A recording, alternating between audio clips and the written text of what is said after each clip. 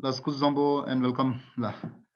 A very good morning to all of the speakers and the moderator here and all the viewers. Welcome to the second day of our Biodemocracy Conference 2020.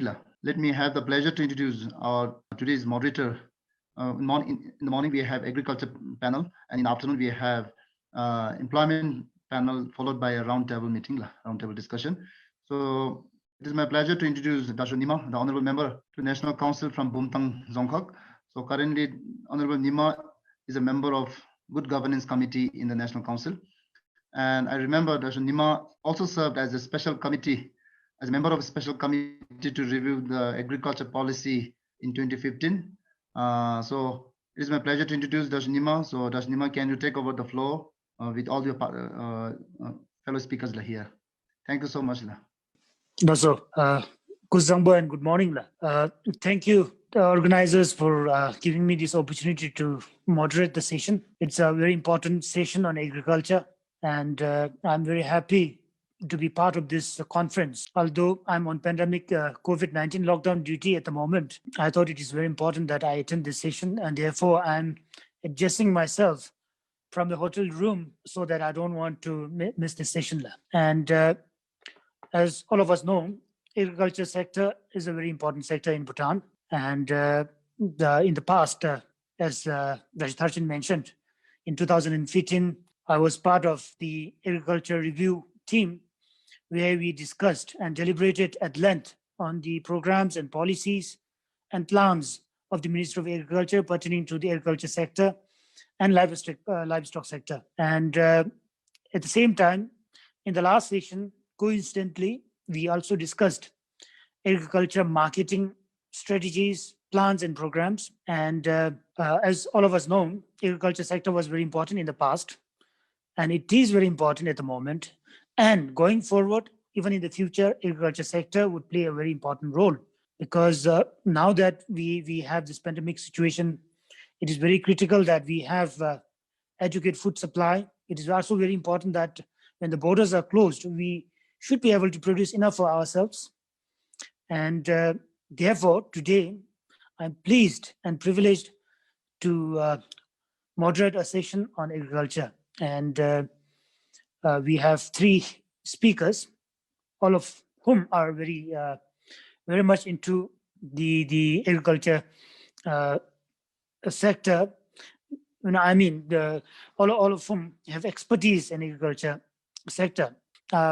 First of all, I would like to introduce Mr. Sherab Wangchuk. Mr. Sherab Wangchuk is a senior planning officer with the Ministry of Agriculture and Forest.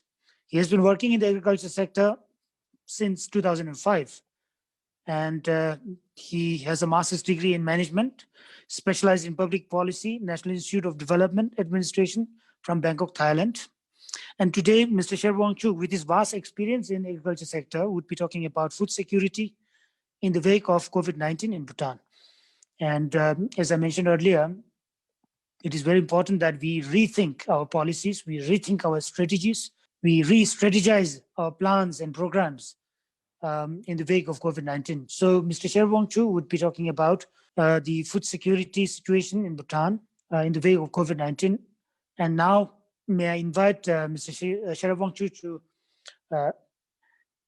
speak about food security in Bhutan. Thank you, Kuzu Zangbo, and I'd like to join organizers, moderators in welcoming to Bhutan Biodemocracy Resilient Conference 2020. Thank you, Dr. Nima, for your wonderful introduction of the program.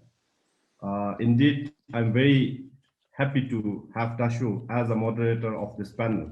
Firstly, I'd like to thank Center for Local Governance and organizers for giving me this opportunity.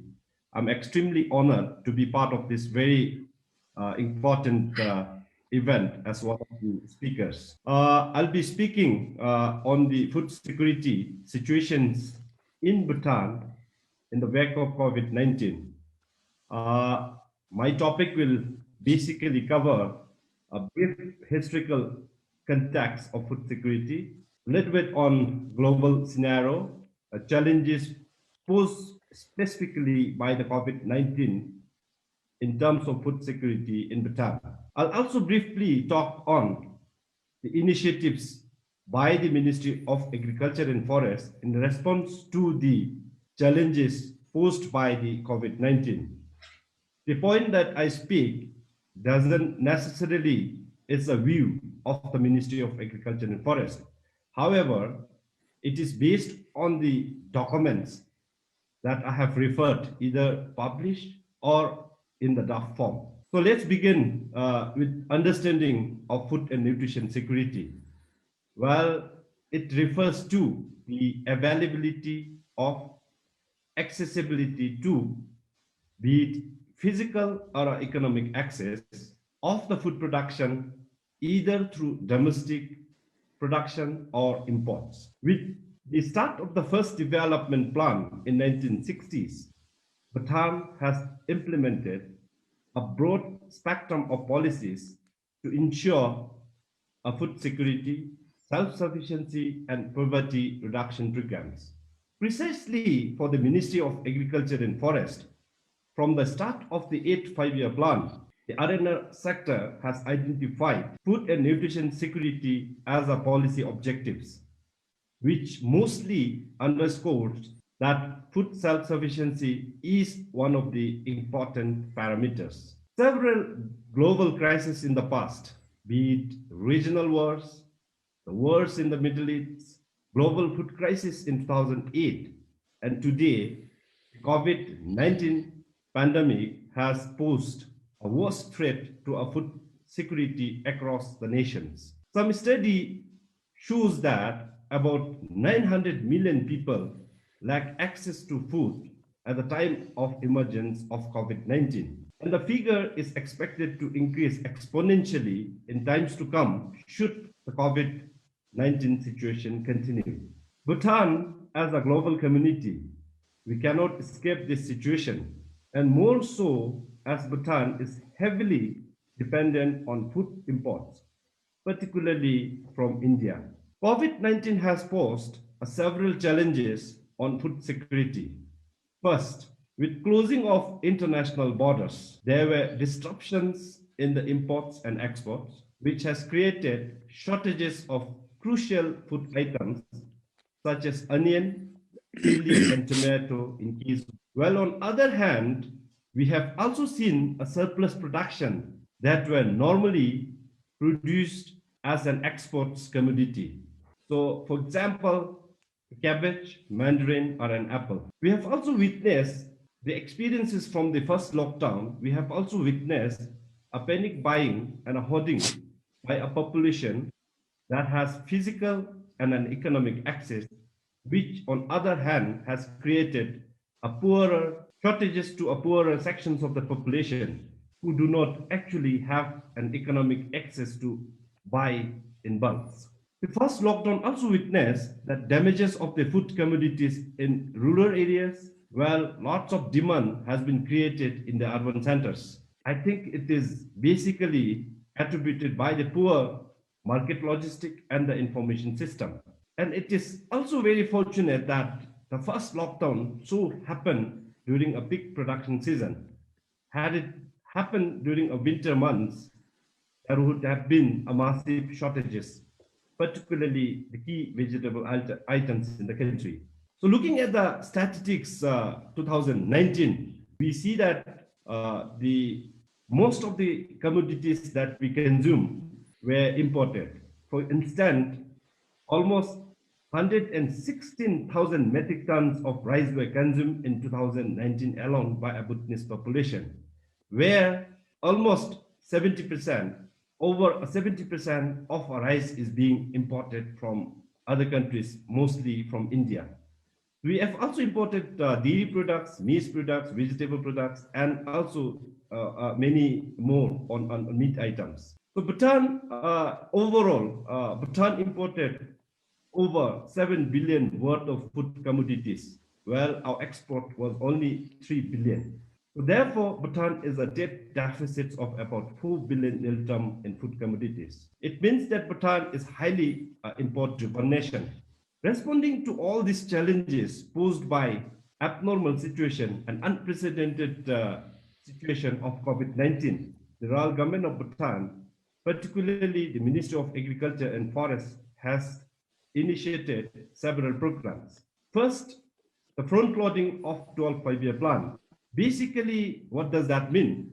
It is bringing forward the final year of the 12 5-year plan activities to the third and the second year of the. This initiative was intended to contribute to economic recovery and also to create employment opportunities. So implementation of this particular program is expected to establish about 173 enterprises and generate over 1,000 employment in total.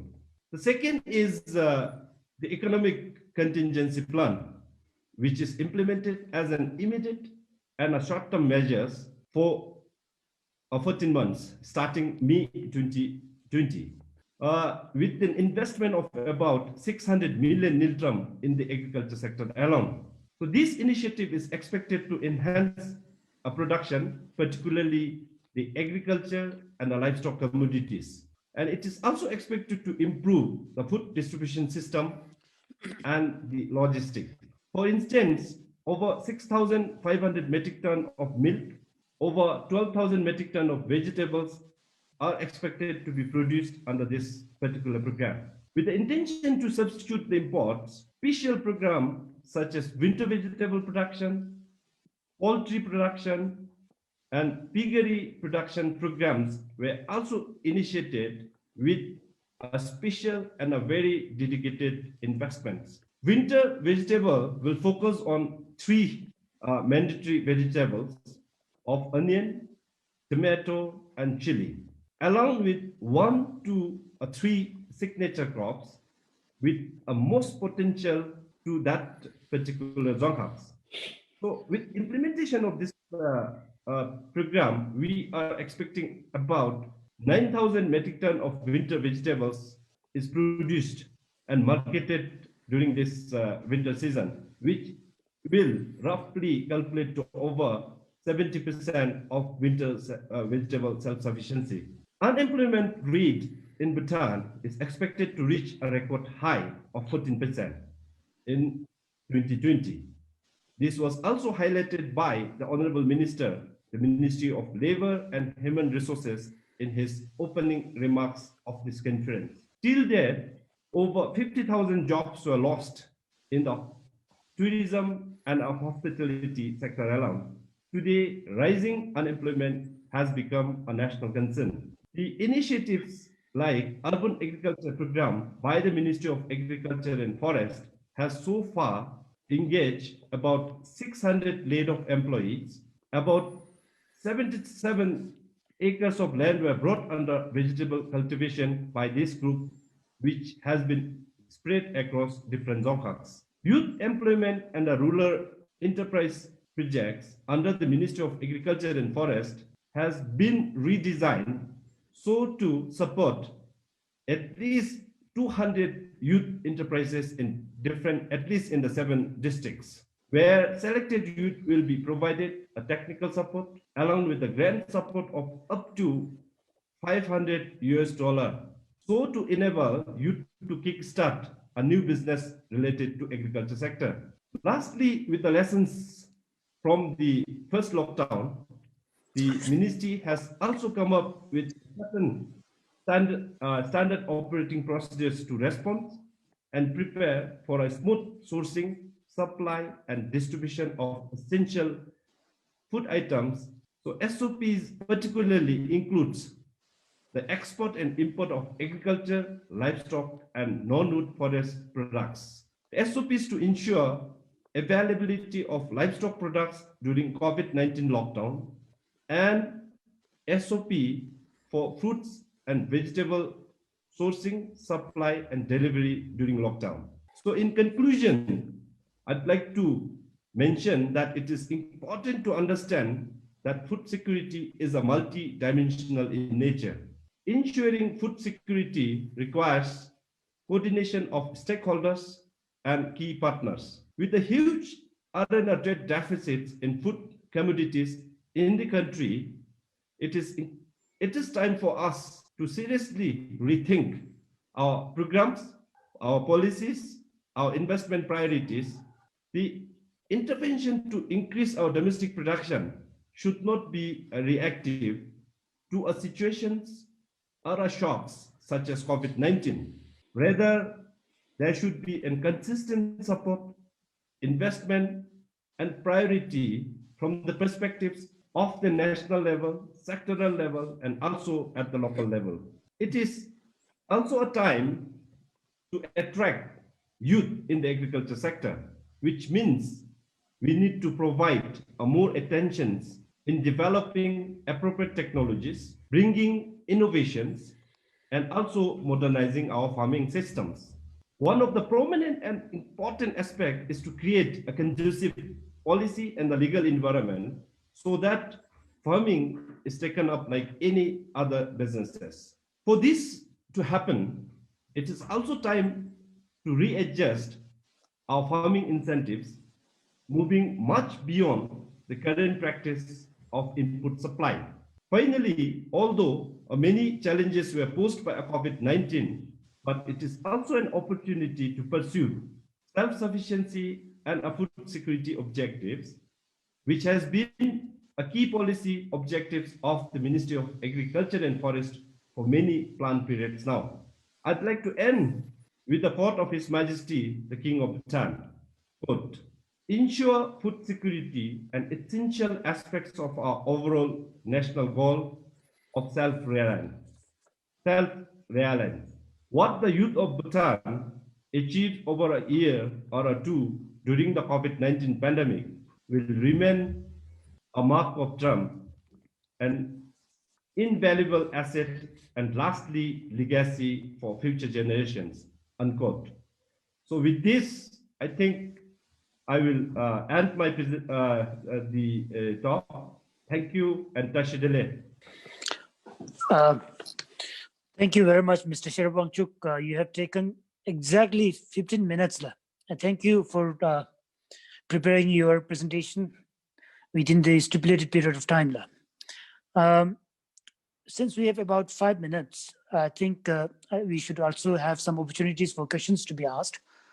But Mr. Sherab Wangchuk, in your presentation, I think you put it very succinctly how important it is for us to rethink our policies, to rethink our plans, to rethink our programs in terms of gaining food security and self-sufficiency. Now, in that, you also mentioned one of the reasons why we have not emphasized so much on the food security was that we have been so much import dependent. And then when the borders were open, it was very easy for us to import essentials from different countries. And that is one of the reasons why perhaps people in our country did not really realize the importance of food self-sufficiency and then producing enough for ourselves. But now that we have gained experience of COVID-19 and lockdown, closing our borders, it is very important that we produce adequate for ourselves.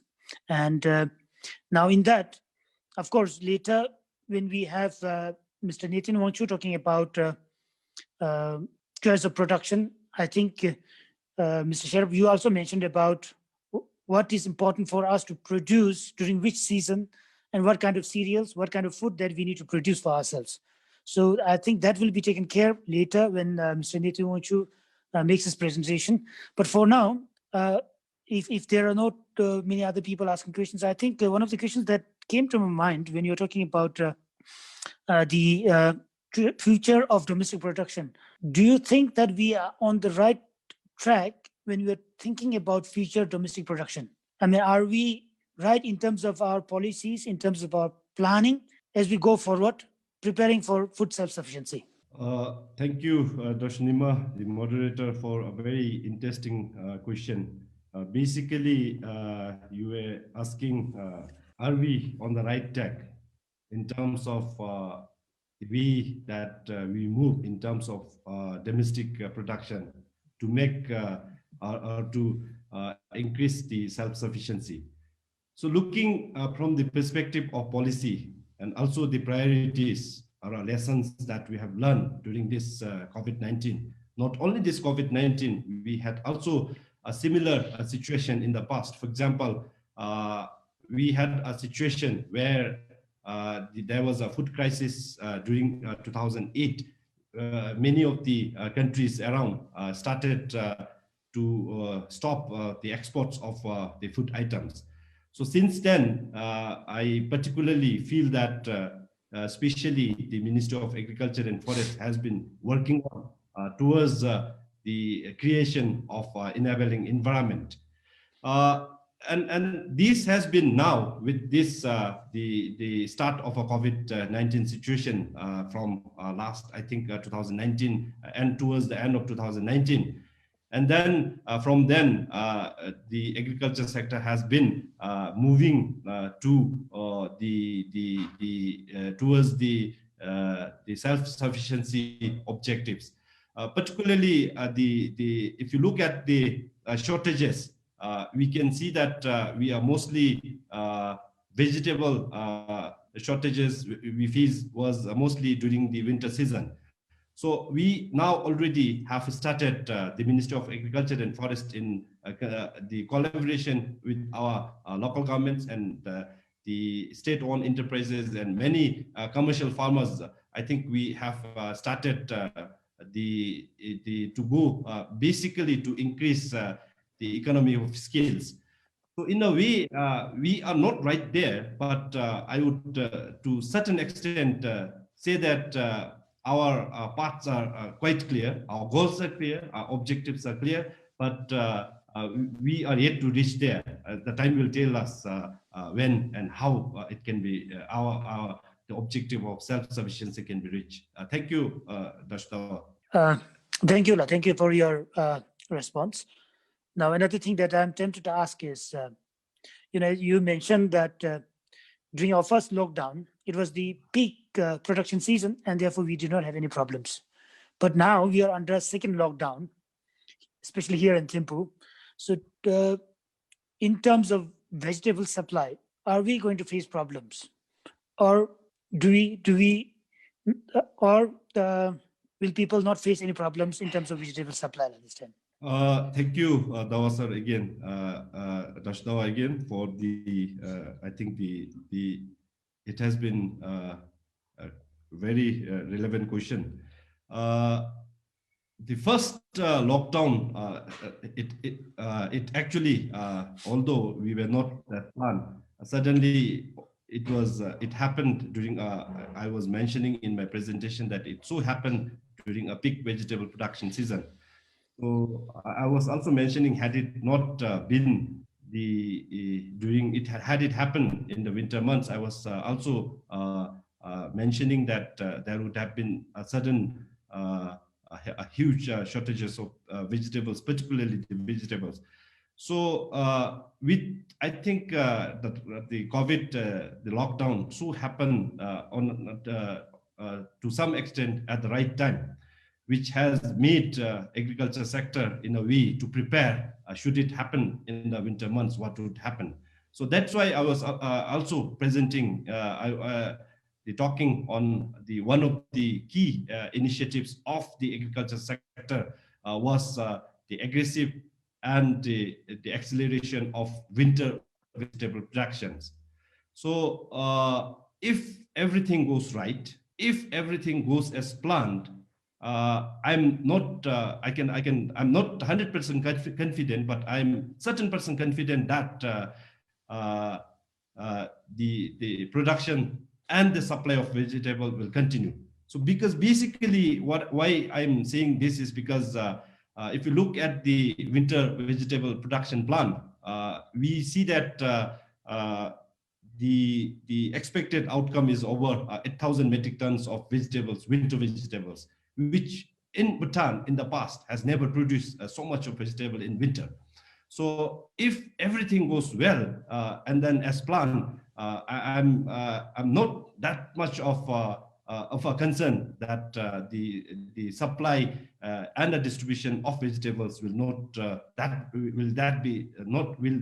be complicated. So This is, I think, what I would like to submit at this point in time. Thank you, Dr. Tawa. That's all. Thank you. Thank you, Mr. Sherwangchu, for giving us this confidence.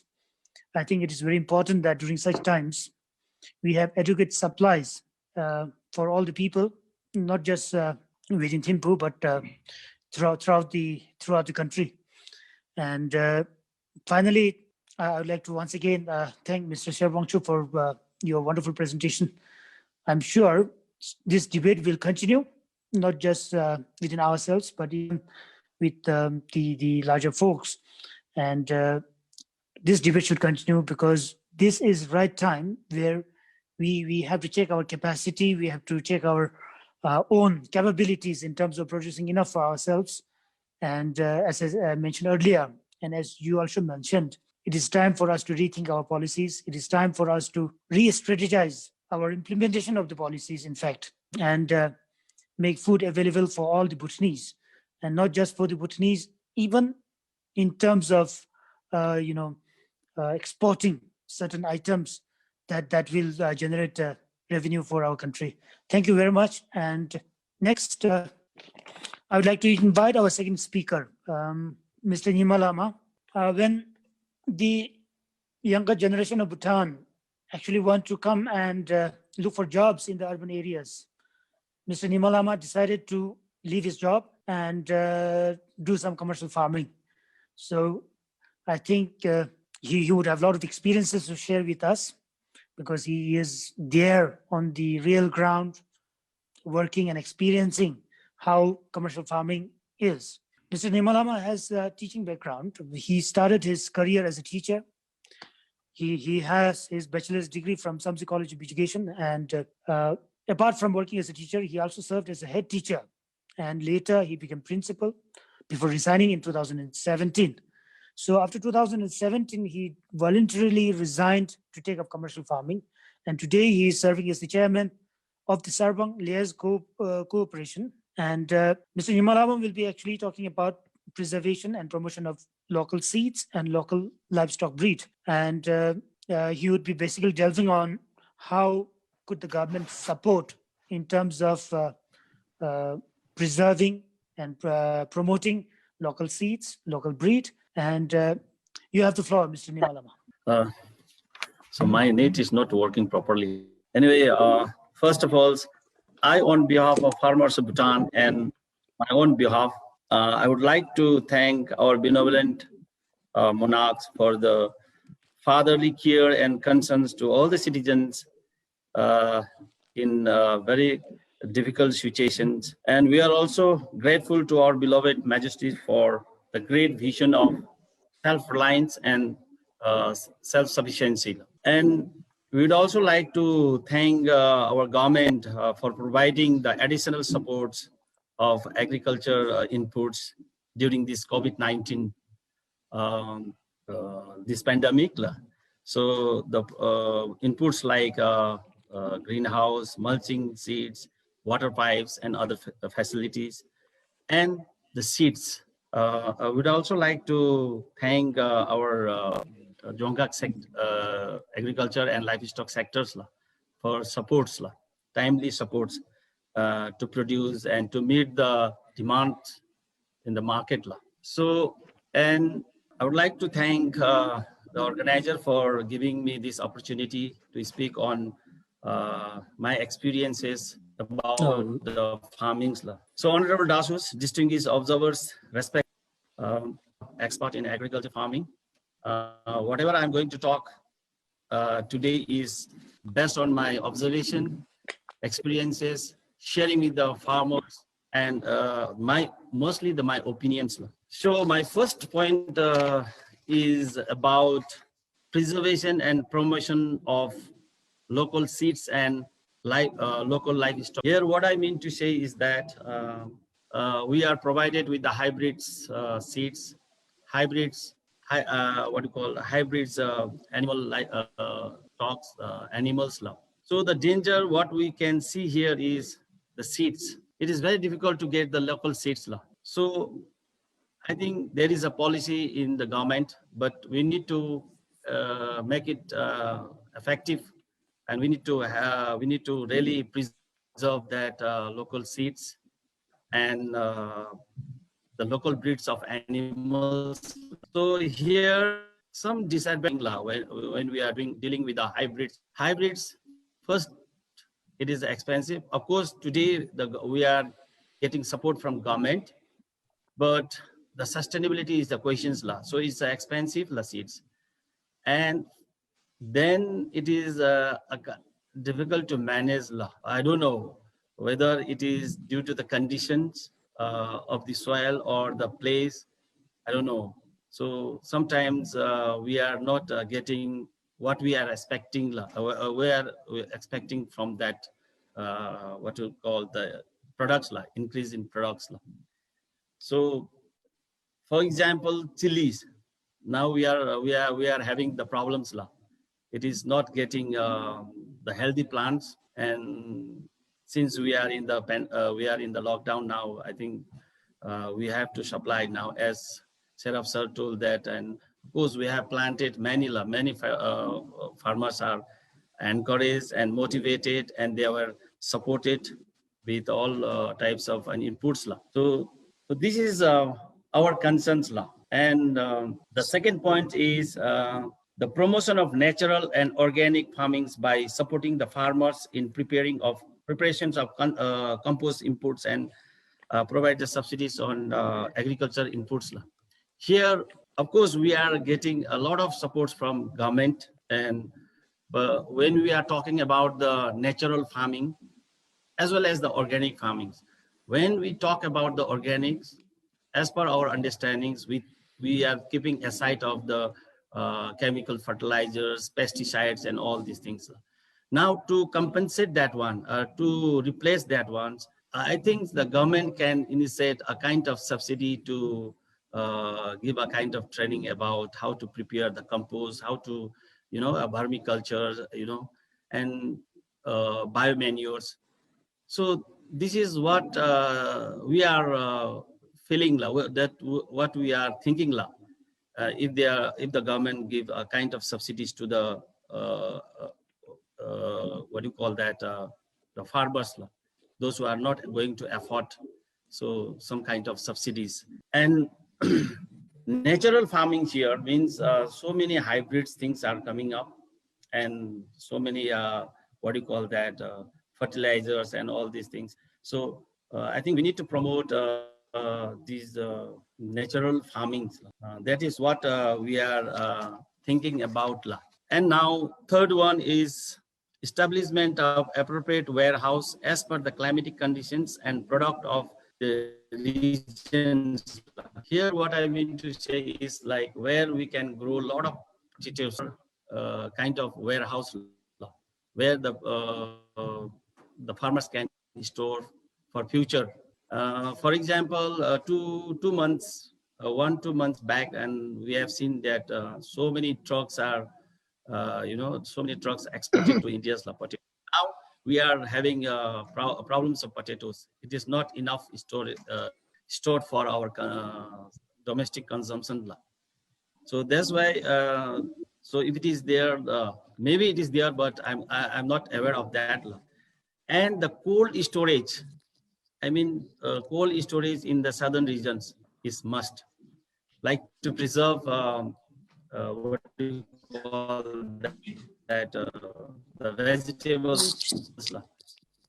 So we can send, we can supply to the markets. So this is what we felt. And in this particular topic of establishing of what we call that warehouses, appropriate warehouses, and the government need to intervene this one. So public warehouses can be constructed, and minimal, a kind of rent can be collected, and that can be we can generate the revenues. So this is our just a suggestion to the government. Now, involvement of agencies, the government agencies and the concerned stakeholders in cost analysis of agriculture products to fix the minimum selling price of farmers. Maybe the Ministry of Agriculture are doing this one law, cost analysis law. But I have not seen the farmers are involved law, because the farmers are maybe some what do you call that, the expertise might have referred the so many formulas and all to take out the cost analysis law, to find out the cost of the products law. But here sometimes they consider the labor charge from 9 to 5, but whereas the farmer has to start their work at 5, and it goes beyond 5, sometimes overnight also.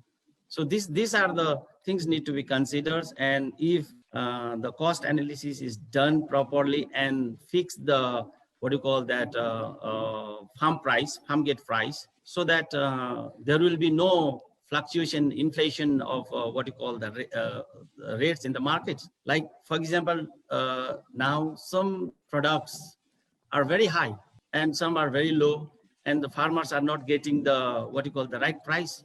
Sometimes the local vendors and the brokers are making their own prices, and the consumers will not have an affordable price. That's why we need to have a government intervention law.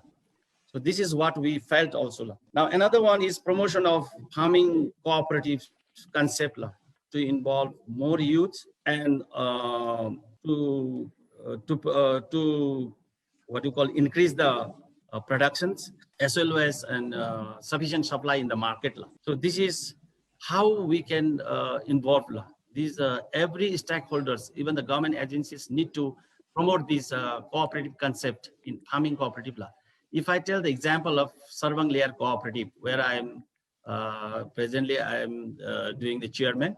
So here we have 55 members. So the each members, they rear birds from 1,000 to 5,000 numbers as per their capacity and their investment law.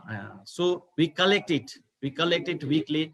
So when we collect around 700 to 800 cartons in a week, so that we can supply to the market, and we can, in that way, we will get the very access to the market law. So we'll have no problems law. So in that way, that we can have this cooperative law, this cooperative concept. Of course, there are around 77 cooperatives in Bhutan. Many of them are not functioning well. So here, sometimes the farmers, they lack the understanding of the concept of that what do you call that, cooperative business law. So I think I saw that it is feasible in our situation law. Since we have a very less population, so we can do it in that way. And since our farms are very small, most of our farms are very small, so that we can do it in collective way. And then another point is, now this is 6th point, obtaining the SRF land, that is government land lease procedures, need to be reviewed to motivate our user. We would like to thank our Majesty and the government for providing, for bringing these policies, leasing land for cultivations. It is good law. But sometimes we have very lengthy formalities and procedures, and sometimes our youth and even the farmers who are interested, they lose their interest in the process of obtaining this land law. So most of the fallow lands remain like that law. So fallow land should be turned into the cultivation land, so that we can achieve our national vision as well as the visions law. So these need to be implemented. Of course, it is policies are in place, but the effective implementations and easy implementation, easy procedures need to be looked into this law. So this is also a kind of suggestion, and this is what we felt law. Maybe I'm not on the right track. Now the 7th one is exemptions of tax on agriculture product. We are also thankful to the government for fiscal incentives law, like tax holidays for 10 years. We are very happy, and this is very good initiatives of the government law. But sometimes when we supply our products, to the, what do you call, the government institutions, training institutions, and all these things, then our TDS is deducted. TDS is also another form of income tax. I don't know whether it is a misunderstanding or we are ignorance of the act or ignorance of the policies. Sometimes the financial rules are there and then contradicts law. I have seen that in 2017, one notifications of director of Ministry of Finance, but still then our TDS is deducted.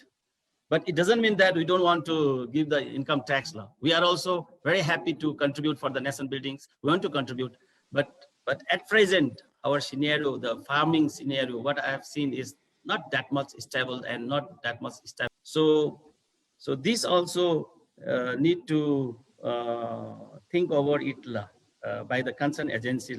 So the last is need to facilitate an effective, government need to facilitate an effective procedure for export and import law. Here, when we import like plants, we need to have a phytosanitary certificate.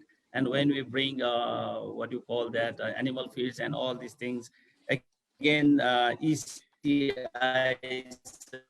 certificates, that is not available nearby state law. By the time it's getting late, and this is one.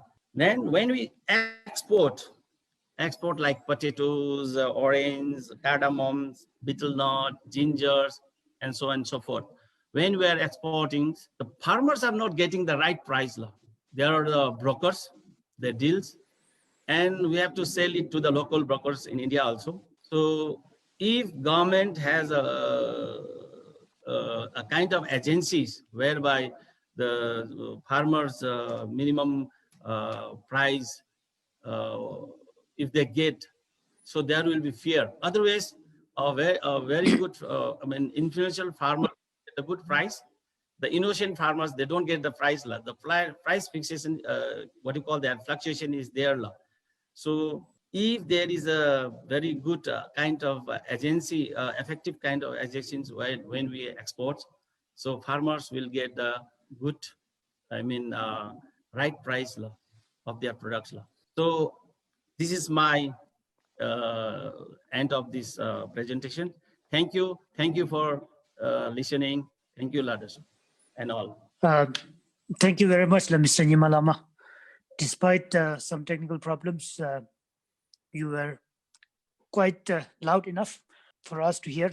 And now, to put it in a gist, I think when you were talking about promotion and preservation of local breed and local seed, some of the important things that you mentioned were how could the government come and help farmers like yourselves. And in that, you also mentioned about pricing, you mentioned access to market, you mentioned the lengthy procedures of getting land on lease, and also you mentioned tax exemption. So these are some of the things that government need to take note of.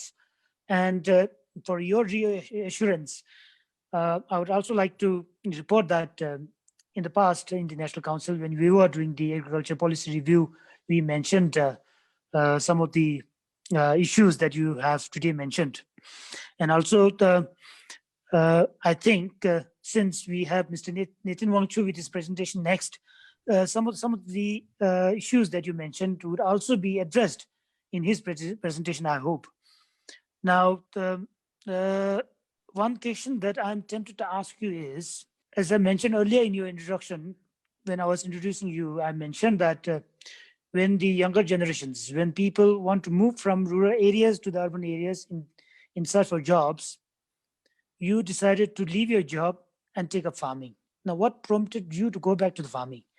Because you remain one of the important examples for our younger generations. And I think it is also important that they hear from you why you decided to go for farming, leaving your office job behind. Thank you for good questions, La. Actually, I thought of going for further study, but due to some circumstances, I remained here. But my intention is to inspire our youth, La. and our village colleagues here, and to start the modernized farmings, especially mechanized farmings. And since government is giving a lot of support, lot of things, but the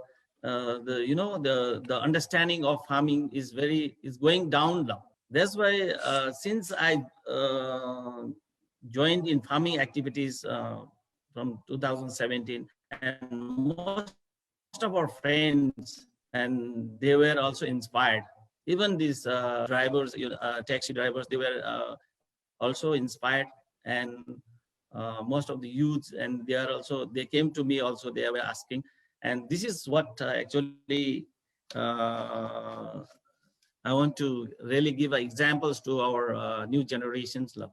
And moreover, proper usage or utilizations of our subsidies from the government law.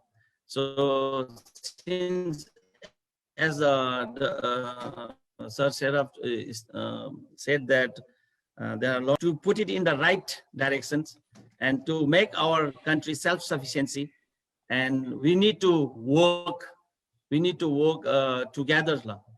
So one is to promote the cooperative concept, because it is very good to engage more our youth. And what I felt is that we have a lot of scope in farming business in Bhutan. So that, but we need to have a good policies like import policies.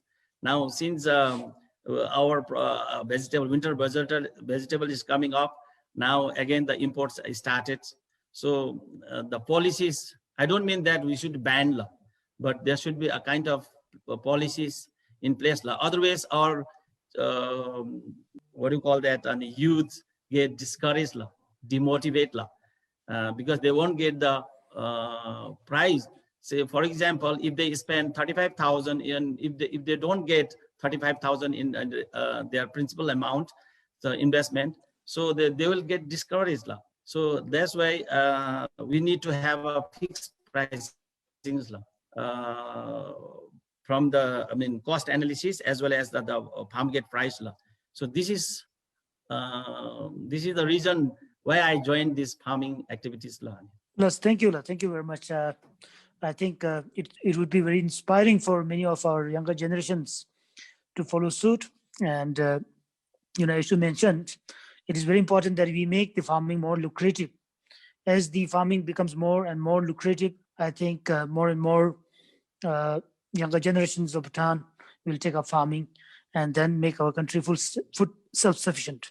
Now, another question that I would like to ask you is, you talked about organic farming, and the concept of organic farming has been promoted, and people in my village also, for example, talk about organic farming. But one of the issues that they say is that when you're talking about organic farming, production is very less. The quantity of produce is very less, and therefore the cost, the price of the produce goes up. Now, the other thing is that when you're talking about organic farming, we cannot think about farming on a very big scale. There is no economy of scale. The other thing is that it becomes very expensive. So when you're talking about a situation like this, COVID-19, now, if you encourage organic farming, how can you ensure affordability and the accessibility, the quantity of production? That's why we need to replace some fertilizers, like chemical fertilizers, by encouraging our farmers to go for more biomanures or compost. This is what I am feeling. I'm not an expert, but I don't agree that inorganic farming will give the more productions by adding this. But if you do real farming with all compost and biomanures, I think the production will be not less than that. Again, the value additions, what you call the food values, the nutritional values will be high. So the price, I think, anyway, organic products will be more expensive. So, but in the quantity ways, I think we need to go for that inorganic, but it should not be encouraged. If we really go for the mass production, and we can also increase that biomanures. So it is all interlinked. Now we need to have promote the even livestock. For example, here in Sarvangs, now they are rearing these birds, and again that litters, that biomanures, what do you call that, hand dungs, cow dungs, and I think we need to see here is not matching when so our fathers, during our fathers' times when we are children, we have a lot of cows, Now we don't have it's replaced by cow because it is without horn sometimes, and this is all hybrids, and we keep that ones thinking that more productions. So when we keep the animals, it is related. We can have what you call manures, biomanures. So this is my. Of course, there are a lot of disadvantages and advantages. I don't know, but I believe in everybody is talking about the organic farmings, and we should go for that but we need to have experts on that line.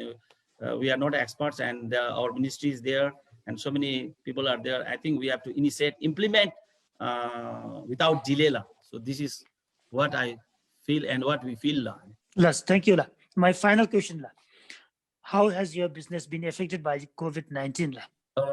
In fact, we are very fortunate because we farmers produce vegetable, eggs, and all these things, and it considered as what do you call that, essential items, and we can sell. But when we are to bring some things, there we are affected, like getting seeds on time and the materials, that is affected. But other than that, for selling and all these things, and we are very thankful to the government and the protocols of the government, because things and we are not much affected. But traveling here and there, and what do you call that, bringing things, that is the problems. There's a problem, but it's not a big problems, and it we are in comfortable zone, farmers especially, other than other like miscellaneous things, the problems. Lasso, thank you very much. Thank you. Now, in my final segment, I have the pleasure to invite Mr. Neti Wangchuk. He is the Chief Executive Officer of the Food Corporation of Bhutan. Prior to joining the Food Corporation of Bhutan, Mr. Neti Wangchuk served in Ministry of Agriculture and Forest as the Chief Research Officer. He has a master's degree in Agriculture Science and Sustainable Development from Wageningen University and Research Center in the Netherlands. And he has a bachelor's degree from Central Luzon State University in the Philippines. With his vast experience, Mr. Neti Wangchuk would be presenting on the market-driven agro-enterprise, and he will be touching on the understanding the market, choice of production, areas of prioritization, policy attunement. So, as I mentioned earlier, some of the things that, some of the issues mentioned by both Mr. Nimalama and Mr. Sherab Wangchuk would also be touched upon by Mr. Neti Wangchuk. Mr. Neti Wangchuk, the floor is yours. Thank you. Thank you, Dasho. I think by the earlier two presenters, my job is being made easy. I think I'll just scan for those points that has been raised by earlier speakers. I think I could not agree more on the need of innovation, which Sherab sir has spoken. And I'm also encouraged to see a teacher leading the mass as an example farmer. We are motivated, and we hope that our youths will be motivated to pursue farming. So I'll be talking about market-driven agro-enterprise. Why we wanted to go for market-driven agro-enterprise? Because it is high time now to transit from subsistence way of farming to commercial mode. Because as our population are growing, and when we face with some crisis, I believe we should have self-sufficiency within the country. What have we learned during COVID? I think during COVID, our vulnerability was obvious, especially in terms of food trade, because the global trade and networking, which was supposed to facilitate access to food, it appeared irrelevant when every border has to be sealed and movement of people has to be restrained, and the export of food exporting countries when they ban the export of certain commodities like onion from India. And the worst part is that when the lockdown is declared at places where we source the food, when the lockdown was declared in India, FCBL has a tough time importing food for about 2 weeks. So that was a panic for us. And under such kind of circumstances, what we need to ask now is, can we continue to be an import-dependent society, knowing our vulnerability? And the second question we need to ask is, can we have food security without food self-sufficiency? I think for over 4 decades, we have been pursuing food security and food self-sufficiency, but somehow that goal has eluded us. Well, we may have to reassess our approach. It's the time to reassess our approach. Maybe we have to begin with the end in mind, just like Stephen Covey said in one of his books. The end point of agriculture is market, and we may have to reverse our perspective from fork to farm, because in literature we said we have to look the value chain from farm to fork, but maybe we have to reverse our perspective from fork to farm. As I said, market is the end point in agriculture, but it is a starting point for innovation and change in agriculture, because it sets the rhythm of farming systems. It determines the production systems to be pursued and what type of logistics and where to put up the logistics.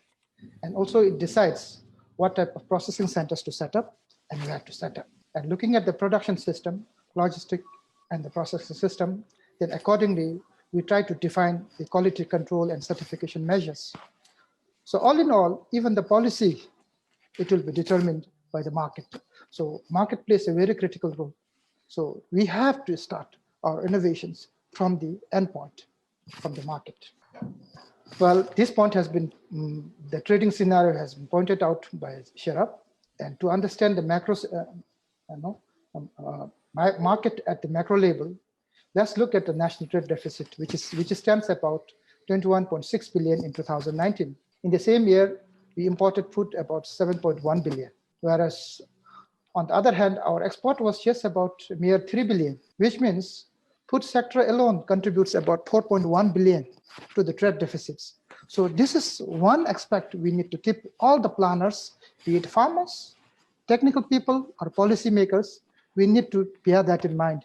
Because I was told that if I recollect properly, I was told that the investment in agriculture is 620 million, as Sharaf pointed out, whereas our import is about 7.1 billion, and it contributes, trade deficit contribution is 4.1 billion.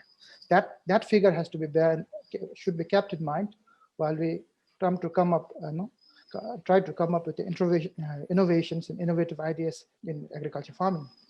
To get the better insight, a deeper insight of farming, I think let's have a look at the self-sufficiency ratio of our major farm produce. For instance, self-sufficiency ratio of rice is about 28%, followed by pulses, which stands at 42%. Then we have maize and vegetables, which stand at 74 and 85%. We are quite comfortable in vegetable and maize, yet we have a deficiency of vegetable during the lean season. So we may have to process and preserve vegetable for the lean season. Similarly, we have excess production of fruits, and we may have to have processing centers. We do have, but I think we need to intensify it, and we need to link it to the processing centers.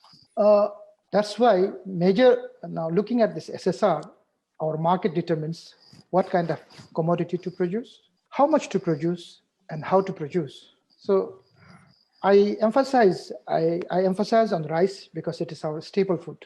As I said, SSR for rice is just 28%. If we wanted to attain self-sufficiency in rice, our production has to increase by 3.5 times. Can we do that? Currently, we have about roughly over 40,000 acres of paddy land. And also, on the other hand, we have about 8,000 acres of fallow paddy land. Even if you calculate the entire paddy land in Bhutan, we will be attaining only 43% of total rice demand if you go by the current status. So there is no way. The way I see it is to go for intensive agriculture. But can we do that? Can our soils can our soils bear it? Do we have the carrying capacity? If we don't have, then we may have to think of alternatives. In the 60s, 70s, and 80s, we witnessed Green Revolution. Perhaps all of us has to be thankful to the Green Revolution because we were able to prevent the Malthusian catastrophe. The individuals like Norman Borlaug, the agronomist, outstanding agronomist, has contributed a lot. Now, in this era, what we need is we need a greener revolution which maximizes the yield, but without compromising on ecology. So organic, maybe one of them, but can it produce the yield? Is there a way to maximize the yield in organic? Other thing, to look at the self-sufficiency, the production trend of major cereals like maize and rice, it's not encouraging. It is on the decreasing trend. So we may have to pay attention to that. Our policymakers may have to pay attention to that, including FCBL, because we play a crucial role in marketing. And now, if you cannot produce maize and rice in a sufficient manner, we may have to revive the minor cereals like buckwheat, then barley, wheat, which are losing their importance and which are getting forgotten by our farmers as well as by the policymakers. Because in the earlier days, during our youthful days, what we had was, we had in our village all year round, there will be some crops. The field will never be empty. But now what we see is, we see a phenomenon of empty field in rural areas. We may have to revive the minor cereals. If you look at the figure of 2000, rice production figure, paddy production was about 63,000 metric ton, whereas the buckwheat is about mere 1,900 metric ton. We have to revive the minor cereals because it has a high nutrient density. Secondly, it is resistant to diseases. And thirdly, it is resilient to climate change. So perhaps this is the way out for us to look at. And on the logistics, giving an importance of logistics in ensuring access to food and consistent supply of food to the market, we have been working over 2 years now and planning to set up the integrated cold stores. And so far, even to select the location of integrated cold store, market plays a very crucial role. For example, we have taken 4 factors into consideration. One is number of schools, number of students, and the urban population. All these are market because they are the consumers and they are market. The only other factor is the production volume. So taking that multifactorial approach, we selected 8 zonghaks: Samchi, Tagana, Wangdi Fodang, Sarpang, Xiemgang, Mongar, Pemagasel, and Tashigang. And we have cold stores in Samdu Dzongkhar, Chukha, Paro, and Thimphu. The remaining zonghaks will be served by the adjacent zonghaks. And we have so far tendered out 3 cold stores, integrated cold stores, to be established within this fiscal year. One in Sarpang, and one in Wangdi Phodrang, and one in Tashigang. So this will be the first to start with, to see how it would facilitate to enhance marketing. In each cold stores, we will be having, in each integrated cold stores, we will be having about 12 chambers, which can accommodate dairy products, meat products, and vegetable products. So the farmers, like the principal sir, he will be very much helped to store his commodities in these cold stores, especially coming in at Jigmeling, and their market will be enhanced with such kind of interventions. On the processing part, I think right now, looking at the volume of production and the export potential, potato is one thing, cardamom, quinoa, and summer vegetables.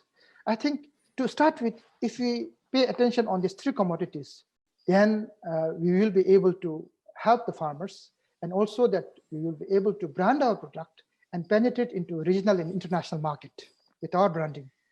And we may also able to address, with processing, we may be able to address the international market failure. And other thing is, during lean season, if we process and preserve it, we can make it available during lean season. So we have advantage on every aspects if you go for processing. So this is the right time to go for processing. On the trading, I think looking at the landlocked nature of our country, and also the current crisis, pandemic, which may last for quite some time, I think we need to encourage our online trading. FCBL has been pursuing online trading for 4 years, especially on potato, and we are at the nascent stage. But at this time, at least during the past 4 years, we have been able to trade about 4% of the total volume of potato. And as you can see, we mostly travel, we mostly trade these potatoes to Nepal. And our potato has a good name and it has a good market. We have established a good market there, but unfortunately, because of COVID, we could not do this time. It could not be that effective. But I think all in all, the farmers did not suffer. It was FCBL who suffered because the trade that was formalized was informalized by some of the decisions made by the government. And I think we need to pay attention. The one which is formalized cannot be informalized. In the name of some support to farmers, we cannot do that. FCBL to support the farmers. Quality control and certification measures. As I said, this is one area where we need to pay attention because our vision is to go organic. But when we talk of organic, it is not that easy. Right from input to land preparation, the farming practices, and the standard of qualities, everything has to be put in place. But do we have the instrument in place? As far as I know, we are not yet ready.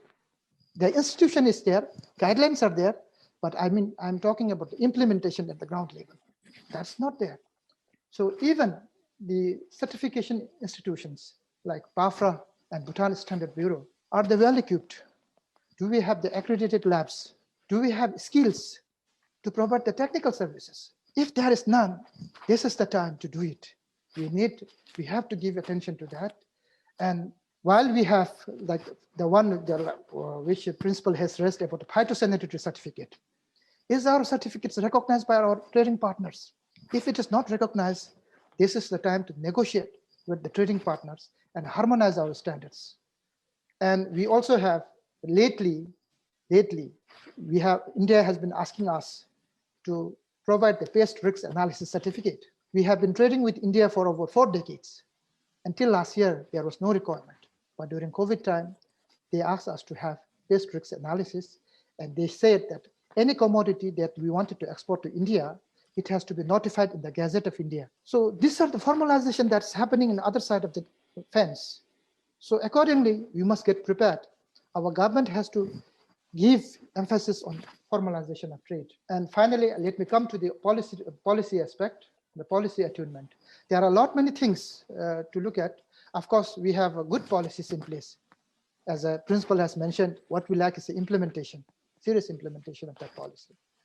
What we need to look at is on human resource part, on the skill development. Do we emphasize on the academic part of agriculture farming, or do we emphasize on the vocational skills? What we need to emphasize is more on the vocational skills. I think this is where we need to have a shift from the academic part. Academic part, we have enough people with PhDs, masters, bachelors, but what we don't have the skills that we need to impart to youth. Fallow land, as I said, almost about 26% of total farmland is remain fallow. Can we afford to keep fallow? On the other hand, we have a food shortage, but we have a fallow land. So this does not, it does not come together. We need to look at and how to make this fallow land more effective and how it could be effectively utilized. And the crops and livestock, they are vulnerable to natural calamities. They are vulnerable to wildlife depredations. Is it ensured? This is one area we need to focus. If the insurance premium is high, maybe it should be made 50-50. As an example, 50-50. 50% of insurance premium paid by the farmers, 50% supported by the government in the form of subsidy. Perhaps we need to look at it in that manner. And prioritizing the food sector for fund allotment shared through policy support. I believe the fund allotment over the years, during the successive planning years, it has been on the decreasing trend, which I will share at a later slide. And also the initiate new subsidy policy. We have subsidy policy because during my time in livestock, I remember that we have a 30/70 for purchase of cow, then the cattle shed, then pig shed subsidy. I hope that is continuing.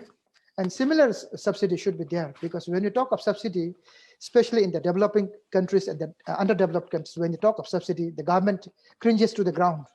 But in the developed countries, subsidy plays a bigger role to make their product more competitive and to gain the market in the international market. And the last part that I wanted to touch on the policy aspect is to enhance access to capitals. I know that we have a National CSI Development Bank. They have a fund, allocated fund, RF1 and RF2. But I think it's not just National CSI Development Bank who should be providing that. I remember, if I remember correctly, during the National Day in Tongsa, His Majesty emphasized and advised us to have priority sector lending. And somehow that priority sector lending has started, but I think it is losing a steam on the way. And I think we need to see what's going on with the bank. Other banks, other commercial banks, they must give. Because if every bank gives that lending, then there is a choice and there is a diversity of sources for capital. And the last part is on the area of prioritization. As I said, the fund, allocation of fund, percentage of fund allocation for agriculture has to be increased because food is a need, it's not a want. And if you have to increase, the highest share of fund was given during the 4th five-year plan, which is about 38.9%. And thereafter, it has been decreasing year by year, it has been decreasing. And the 12th five-year plan fund allocation is just mere 2.6%. So can you make a difference with that kind? We may need to divert because others we can afford to, others may have alternative, but we do not have alternative for food. Food is a food and it is an essential commodity. And establishing the vocational agriculture schools. We have a training center in Shemgang.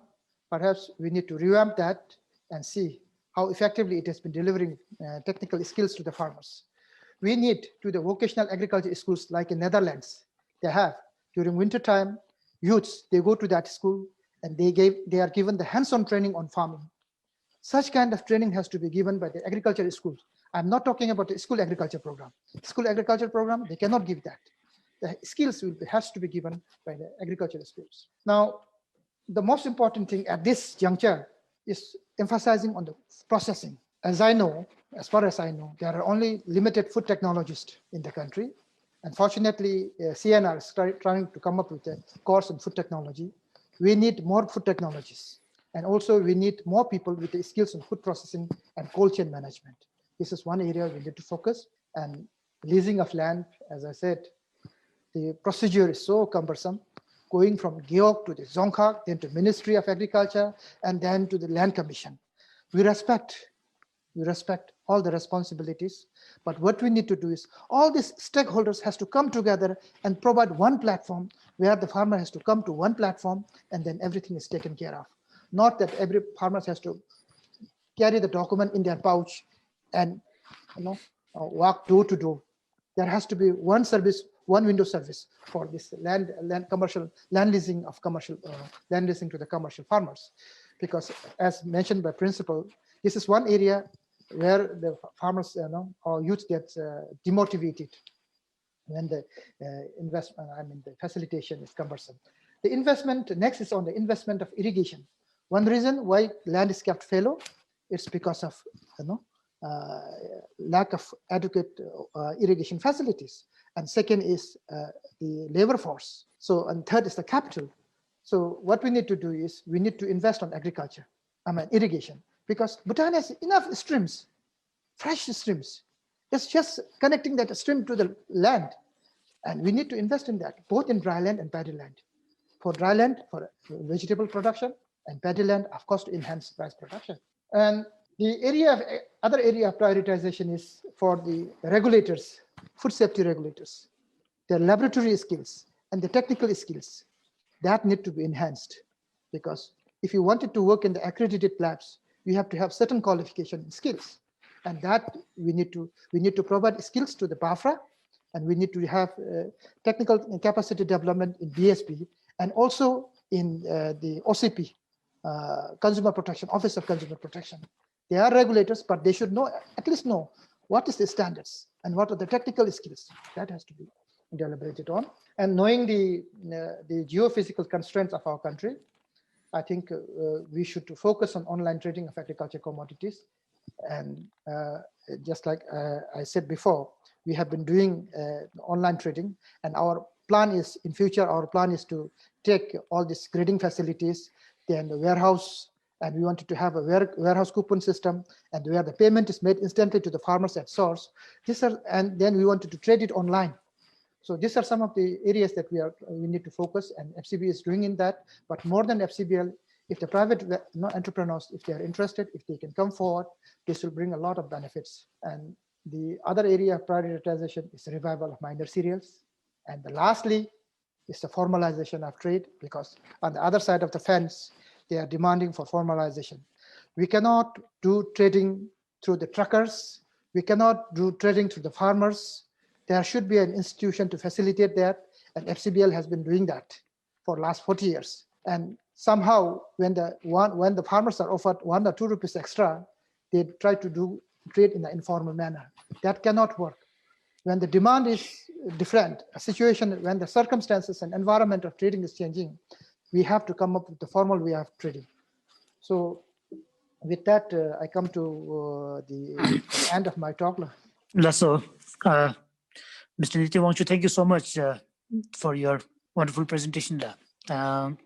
You touched not only on the market aspect of the agriculture, but also you touched on moving from importance of moving from subsistence to commercial farming. You discussed a little bit on the trade deficit, technological innovation, the effective policy implementation, making credit available to the farmers. You also mentioned about the online trading and the importance of formalizing the trade in the agriculture sector. So thank you very much. With this, let me ask 1 or 2 questions and then see how we can wrap up the session. Now, one thing that I would like to ask you is, you mentioned about the importance of moving from subsistence to commercial farming. Yes. Now, when farmers move from subsistence to commercial farming, it is very important that they have market. They have access to market. Now, one of the problems that we have been hearing and we have been seeing is the non-availability of easy market. So, since you are the Chief Executive Officer of the FCBL, now in terms of market, how are you going to resolve this issue of market accessibility? Well, let me clarify that we right now, except for this year because of COVID, when there was a lockdown across the border, we could not assure the market. But yet we tried our best. The situation is a bit difficult this time. But under normal circumstances, I can assure you that there's no dearth of market, because we have about 3 million people in Siliguri, and half of the Bhutan population is Yaigong, and we have in Kuch Bihar about 3 million. Market is right at the door. Only thing is bringing the product from the source of production to the market, because they are at the distant places, and that's why we need to come up with a logistic arrangement, just like the cold chain facilities that we have provided, the integrated cold chain. This is exactly for that, for trading, to facilitate trading, bringing from the production area to the collection point and bringing it in a fresh way so that we gain access to it. And we take it through FCBL. We facilitate the auctioning and also trading. Similarly, for orange and apple, this has been carried out by Bhutan Export Association. We need to strengthen those institutions. And for going for the international market, what we need to do is we need to set up the standards, because we don't have the standards. For example, farmers expect the same price for the small, medium, or a large potato. That's not the way the market functions. We have to have a quality, right? So we need to strengthen the quality standards, and FCBL has been trying to do that. We have been, we have set up the grading facilities. We have the packaging facilities, and in future, what we are trying to come up is we are trying to come up with the processing for quinoa and processing for cardamom. So these are some of the innovations that FCBL is trying to put in place to ensure that our product gains a good image. We have a proper brand, and we gain access to international and regional market. And this is where we need to come together. Farmers and us, we need to come together, the technical department. We need to have the standards and the formal way of trading. Yes, I thank hope you, I La. Thank answered you. your question. Sure. Thank you, La. Another question that I would like to ask is, it is very worrying that in the agriculture sector, there is a trade deficit of 4.1 billion, as you mentioned. Yes. Now, what role do you think your organization can play in terms of reducing the trade deficit in the agriculture sector? Well, as I said, to facilitating the market. That's our main role, and also having encouraging the youths to track up the agriculture in the commercial mode, and having the contract. The future contract, establishing a future contract with the youths. So, for instance, I do the price discovery of the commodity in the market, and then convey that price for this year. Your potato, you will catch this much price. That's the assured price that we will guarantee them, but they must produce the expected volume. What would be the volume? Because the pricing goes with the volume. It is interrelated. If they can produce more, so we can afford a better price. So if the pricing volume is too low, then it will increase the overhead cost. So we will not get the good price. So accordingly, we will have to set up the future contract with the youths, and we will encourage youths. And but it's not just FCBL. What we need to have is we need to have the input suppliers, the seed supply, the fertilizer supply, and then the farm machineries. All this has to come together, and we have to sit together. And as an endpoint of the endpoint of interventions market, which is the beginning of any innovation and change, we will play a very crucial role, and we have been doing that. In fact, for the last 2 years, I have been going to every village, especially in the potato growing region, and where the assistant vegetables that we export. I go to them and I talk about the standards and what type of things goes in the market and what sort of price. And the market is very dynamic and price fluctuates. But the problem is our farmers expect the same price every year. That cannot happen. Sometimes, like this year, the price of potato went so high. As it went for the seed, it went as high as 60. This is the first time it's happening because there's a shortage of potato in India. But unfortunately for this year, cabbage, FCBL faced the loss of about 11 million because we paid farmers 19 rupees and we had to sell to farmers about 13 rupees, to the traders at 13 rupees, because there is so much of supply in the market. So this is where the mismatch happens, and we have to keep our eyes vigilant, and we will do that, and we will assure a market. And this is where we will play a big role. Lasla, thank you, sir. My final question: every year during the potato season, as you mentioned, farmers complain about pricing, farmers complain about logistics, but I think now things are slowly falling into place, and we are happy as a people's representative. Now that the potato growers have sold all their potatoes, and I'm sure most of the potatoes would have been exported. Yeah.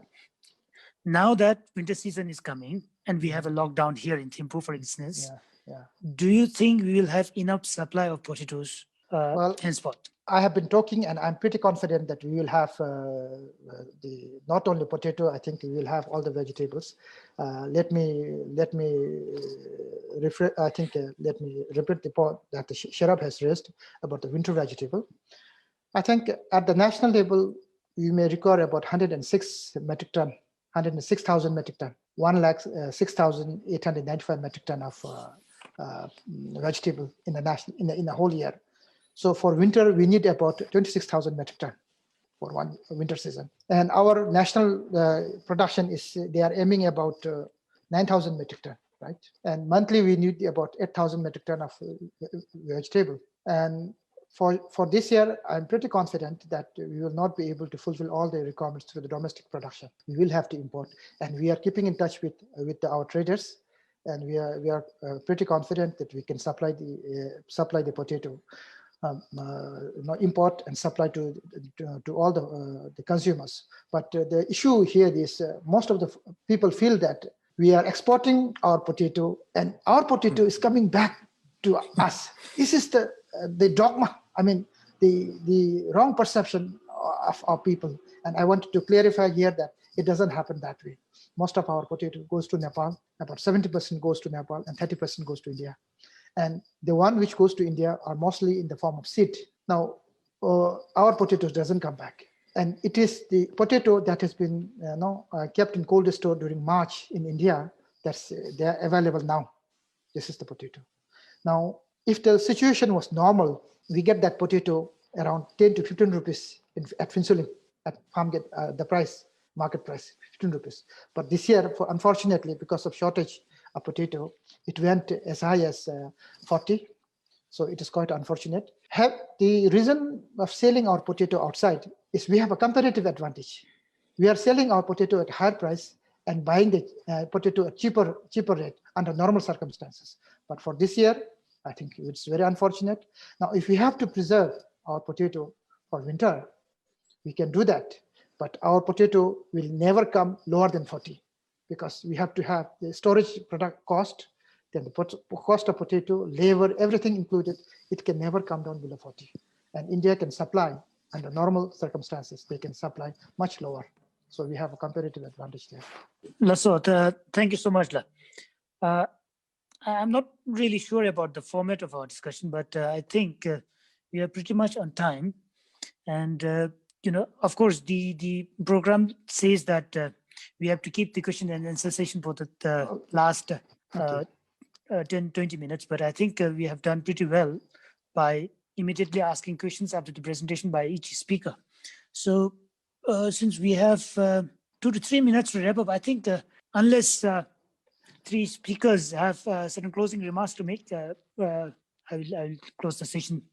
Dasho, I'm so grateful that such kind of forum has been created I think because we now realize how important our agriculture is, and we are very hopeful that our decision makers, especially like Dashosla, in the parliamentarians and the bureaucrats, and also like the people like us who are in the commercial world, we come together and we have one agreement to emphasize on food, because if you keep it like that, business as usual, we will have difficulties.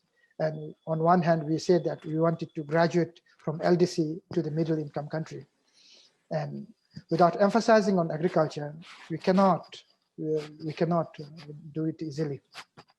At one point of time, when I entered in the service, there were some think tanks in our government who said food security can be attained if we have hydropower, we have enough money.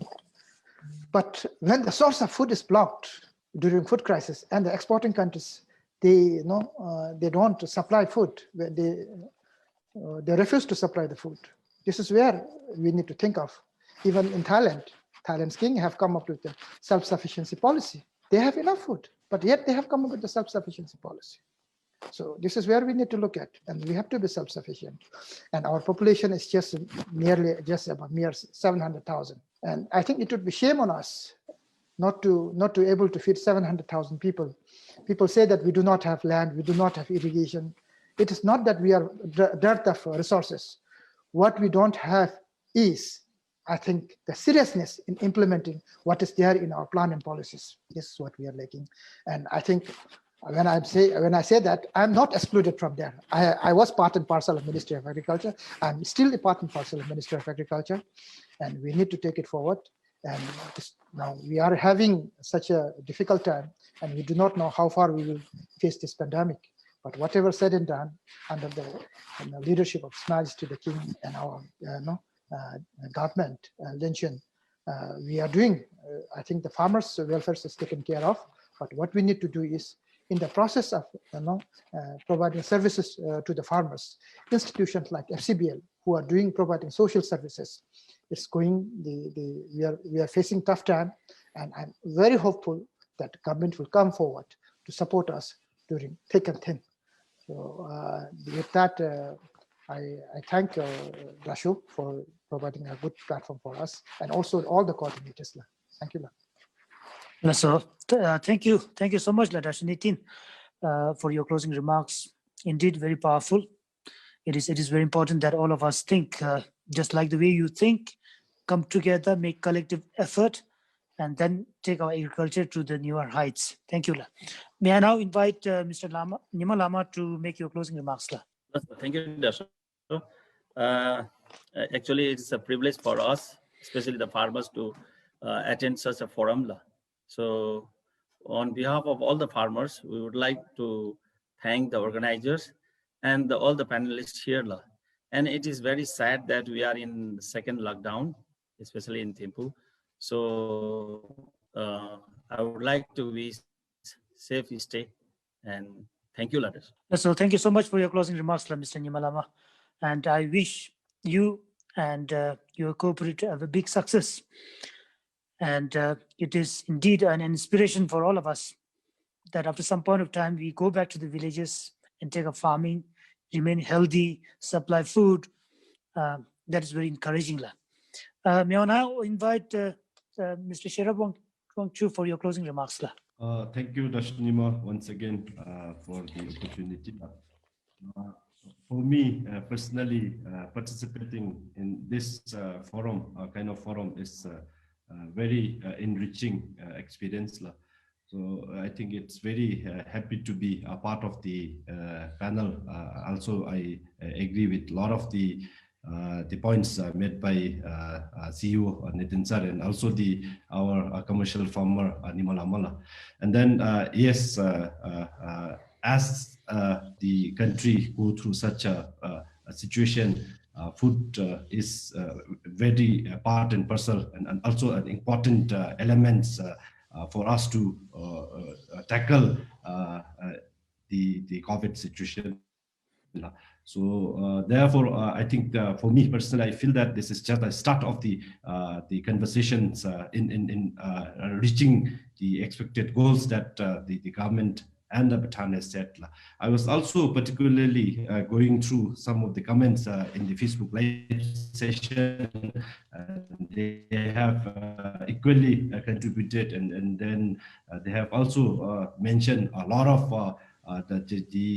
the interesting points were raised even in the Facebook Live comments. I'm happy to note very interesting comments, mostly from the online viewers. So thank you, Lashu, once again. And also I'd like to thank organizers for this opportunity. Thank you, Tashdele. Thank you, Mr. Sherab for your closing remarks. Indeed, it's a wonderful opportunity for me to be moderating a session on agriculture. And since Mr. Sherab yourself is working in the Planning and Policy Division, I think this would have been a very enriching experience.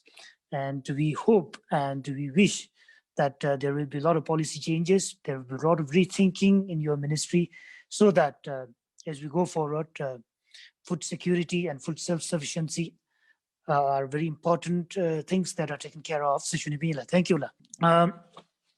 To wrap up the session, I think I need not repeat what has been spoken by my three esteemed panelists. But one of the things that is very important for me to make a mention here is that in all three presentations, they mentioned about food self-sufficiency and food security.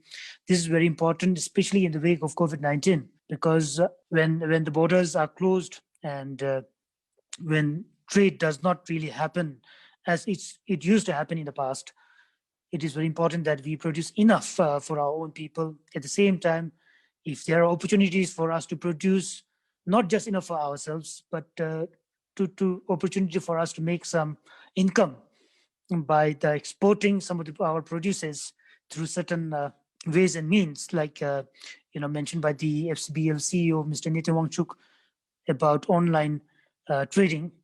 I think it is very important that our policies and our plans, our programs are reprioritized, at the same time re-strategize, so that as we go forward, we bring about a lot of changes in our agriculture sector.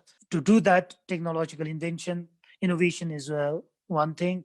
The other thing is that we have to make available seeds, and at the same time, technical support to the farmers, and at the same time, subsidies to the producers. So these are some of the things that came out very strongly. And as I mentioned earlier, the three experts complemented each other very well through their expertise, through their experience. And as a moderator, I think it was a huge learning experience for me, because I'm not an expert in agriculture. The only consolation that I have is both my parents are farmers. So therefore, I can speak with some authority. Otherwise, in terms of professional expertise, I have none in agriculture sector. Having said that, it is an important opportunity for me. It is a great opportunity for me, in fact, to be part of this and to be moderating the session. For this, I would like to thank the organizers of Bhutan Biodemocracy for giving me this opportunity. Thank you so much, and